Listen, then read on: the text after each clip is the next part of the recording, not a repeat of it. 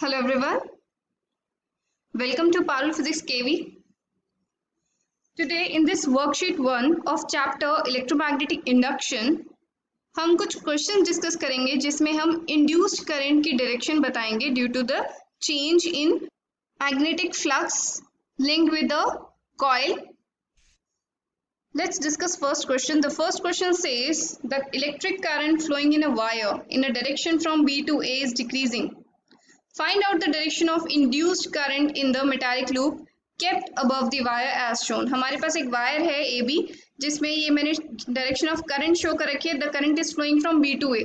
उसके just above एक metallic wire की सर्कुलर लूप रखा है.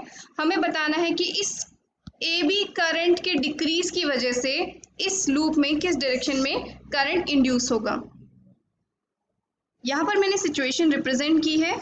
This is cross represent the magnetic field lines are going inward. Direction of magnetic field कैसे निकालूंगी मैं? Thumb will point in the direction of current, then the fingers will curve inside the plane. अगर मैं right hand thumb लेती हूँ, यहाँ पे मैंने लगाया है, तो मेरी fingers कहाँ curl हो रही हैं? They are curling into the plane. तो हमारे loop के अंदर की तरफ magnetic field जा रही है.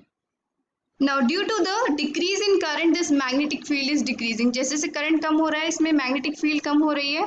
तो इसको बैलेंस करने के लिए एक ऐसी पोलैरिटी डेवलप होगी जो इस चेंज को अपोज करेगी और it will increase the number of crosses. It means जो अंदर की मैग्नेटिक फील्ड लाइंस जा रही हैं उनको फैसिलिटेट करेंगी कि और अंदर जाएं. वो कम नहीं होनी चाहिए नंबर में. और हमें पता है कि साउथ पोल पे मैग्नेटिक फील्ड लाइंस अंदर जा रही हैं. तो इसका मतलब कौन सा पोल डेवलप होना चाहिए? इस सर्कुलर लूप में साउथ पोल डेवलप होना चाहिए. और इस पिक्चर से मैं बता सकती हूँ that the direction of current is clockwise. So here the current will be induced in clockwise direction. Let's take up another example. Question 2 says a current carrying loop is held above a current carrying wire PQ as shown. Predict the direction of induced current in the loop when the current in wire PQ is constantly increasing. Same first question की तरह है. The only difference is यहाँ पर direction of current different है और यहाँ पर current हमारा increase हो रहा है, decrease नहीं हो रहा. तो यहाँ पर आप situation देख सकते हैं. By using right hand thumb rule we can find the direction of magnetic field. यहाँ पर हम अपना राइट हैंड थंब रूल लगाते हैं तो हम देख सकते हैं thumb is pointing in the direction of current that is towards right. Then the fingers are coming outward, they are curling outward. ये प्लेन में आउटवर्ड की तरफ कर्ल करती हैं. So here I have represented an outward coming magnetic field by dots. तो जब current बढ़ रहा है तो इसका मतलब ये number of magnetic field lines जो बाहर आ रही हैं उनका नंबर भी इंक्रीज हो रहा है. And this loop would like to oppose this change. तो इसको काउंटर करने के लिए it will have to develop an inward going. इस तरीके से करंट डेवलप करना पड़ेगा कि मैग्नेटिक फील्ड अंदर की तरफ बढ़े सच दैट वो कंपेंसेट हो जाए जो एक्स्ट्रा मैग्नेटिक फील्ड लाइंस बाहर की तरफ आ रही हैं. तो ये क्रॉसेस बढ़ाने के लिए जो पोलैरिटी डेवलप करनी पड़ेगी इसे that will be south pole, क्योंकि साउथ पोल में मैग्नेटिक फील्ड लाइन अंदर की तरफ जाती है. तो again in this case the direction of induced current will B clockwise. Now let's discuss one more question. What is the direction of induced current in the metal rings 1 and 2 when current I in the wire is increasing steadily? हमारे पास एक wire है और उसमें current towards the right flow कर रहा है और वो करंट कॉन्स्टेंटली इंक्रीज कर रहा है. तो हमें बताना है कि लूप 1 में और लूप 2 में किस डायरेक्शन में करंट इंड्यूस होगा.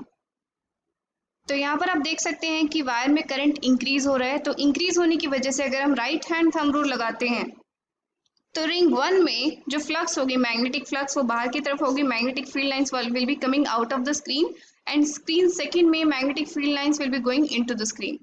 Now current is increasing. इसका मतलब ये जो डॉट्स हैं ये बढ़ते रहेंगे. More number of magnetic field lines will be going into the ring. तो इसको काउंटर करने के लिए we need to put more crosses. Current इस डायरेक्शन में इंड्यूस होगा कि वो किसी तरीके से वो मैग्नेटिक फील्ड इनवर्ड बढ़ा सके और अंदर की तरफ जब जाता है जब हमारे पास कौन सा पोल होता है? South pole. Now second case में देखते हैं, जब करंट इंक्रीज हो रहा है तो number of crosses are increasing, more number of magnetic field lines are going into the loop. इसको कंपेंसेट, इसको काउंटर करने के लिए करंट इस डायरेक्शन में इंड्यूस होगा कि वो डॉट्स बढ़ाए, मतलब किसी तरीके से मैग्नेटिक फील्ड लाइंस बाहर की तरफ आए, सो दैट वो जो इंक्रीज है वो कंपेंसेट हो जाए। सो द डायरेक्शन ऑफ हमारी मैग्नेटिक फील्ड लाइंस बाहर कब आती हैं? जब वो एक नॉर्थ पोल हो, यानी कि नॉर्थ पोल से मैग्नेटिक फील्ड लाइंस बाहर की तरफ आती हैं, तो यहाँ पर कौन सा पोल इंड्यूस होगा? The pole induce will be north pole, और नॉर्थ पोल में हमारा करंट एंटी क्लॉकवाइज डायरेक्शन में फ्लो करता है। So the direction of current induced in ring 1 will be clockwise, and the direction of current induced in ring 2 will be anti-clockwise. So I hope all these three questions are clear to you. That's all for now. Have a good day.